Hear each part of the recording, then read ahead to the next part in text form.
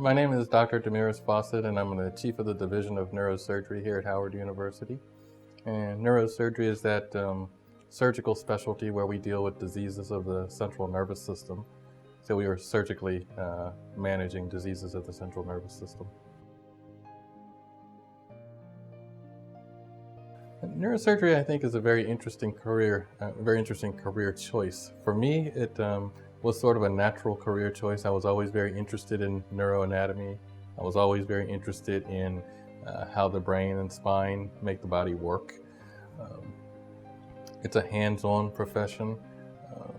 It's a profession that's extraordinarily challenging in terms of your need to be extraordinarily precise when you do things. There's no margin for error for much of what we do, and the challenge of being able to perform surgery in an environment that's extraordinarily precise and get very good outcomes is a challenge that I like to rise to the occasion for. I think that there are probably two categories of subjects that I would find most useful, that I have found most useful in my work.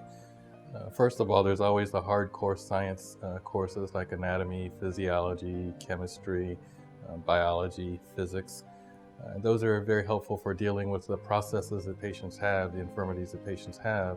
But I think the other class of courses that are particularly useful when talking about dealing with the patient, as opposed to dealing with the patient, the disease that the patient has, would be the humanities, things like philosophy and religion, things that help you to be able to integrate the medicine part of treating the patient with the more personal part of treating the patient.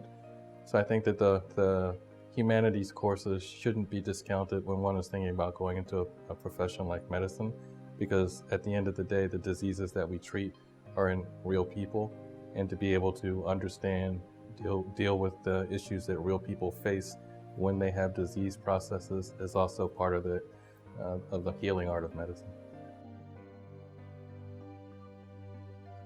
I think the biggest challenge that we face, or that I face on a regular basis, is more of an emotional challenge. Because of the nature of the specialty of neurosurgery, we will often be taking care of patients who we cannot cure, patients who may not survive their illness, trauma patients, whatnot. So I think just the emotional ups and downs of a given day in patient management and integrating that with one's own life flow. You may often go from pronouncing a patient in the ICU to soccer practice, and then back to the hospital to see another patient with another infirmity. So all the emotional challenges of going back and forth over the course of the day are certainly there. I think for anyone who's thinking about choosing a career, the advice that I would give the most is choose something that you're very passionate about, because the things that you're very passionate about will be the things that you do the best. It'll be the things that you enjoy doing the most, so you can be doing it forever. And I will add something else to that, I think. I think that whatever you choose to do, just have in your mind that you want to be excellent at it. Don't do a halfway approach to whatever you choose to do. If you're passionate about it, put all of yourself in it, set the bar high, try to achieve excellence. Oliver Sacks was a very interesting writer and very interesting neurologist from the perspective that much of his writing is based on case vignettes. So essentially he speaks about cases that he has been involved with or patients that he's taken care of.